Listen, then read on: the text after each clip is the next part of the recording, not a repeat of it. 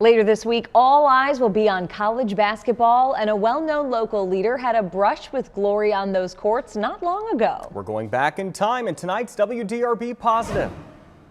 Good deal. You ready to get started? It takes poise. Y'all all right? And focus. There is nothing more important than the safety and well-being of students and staff. To do That's all gone? what he does. A determination to overcome the noise. Enough is enough! You're talking about thickening your skin. You gonna put it under your pillow tonight? To reach those shining moments. You doing all right? We've heard such great things happening out here. All right. For Marty Pollio, the madness of March means something totally different than it used to. But if there was anything that prepared me to be a superintendent at Jefferson County Public Schools, that 4 years probably did.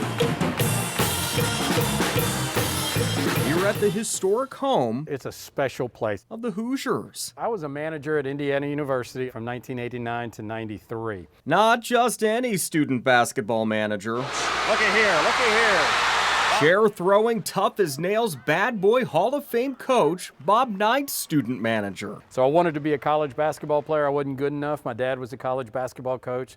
So I thought the next best thing was I would be a manager and learn how to coach. He wrote letters to around a dozen schools that had some of the best coaches in the country at the helm. Dean Smith, Raleigh Massimino, Bob Knight, Denny Crum. Championship-winning Knight, or maybe his people, got in touch.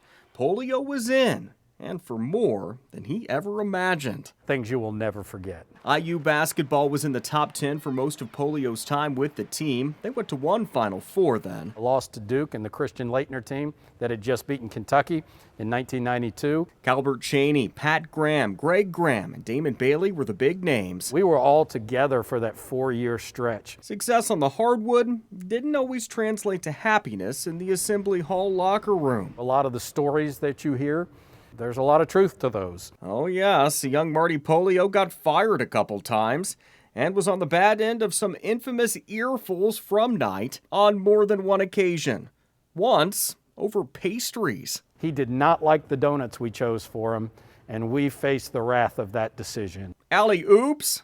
No sprinkles? Maple icing instead of chocolate? Maybe. But Pollio remembers the tense interaction to this day. You don't have to worry about me hanging on the rim. The now superintendent still hoops every once in a while. Going deep.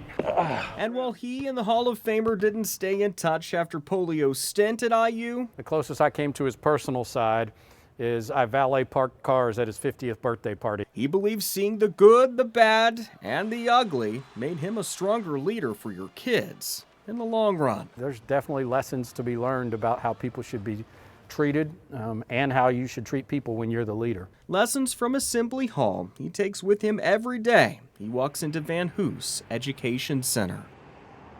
My dad was a big IU fan, and so he used to watch all of Bob Knight's games. Bob Knight was tough. I cannot imagine going through what Marty Pollio went through. How did you find out about all this? No joke, somebody called me on the phone, a guy that watches us in Madison, and he said, "Hey Chris, you got to do this story." And I said, "All right then." And Pollio was game. He was game. Cool. He still got game too, by the way. Did you see I that? saw that. A little bit of a hooping game there. Yeah, props.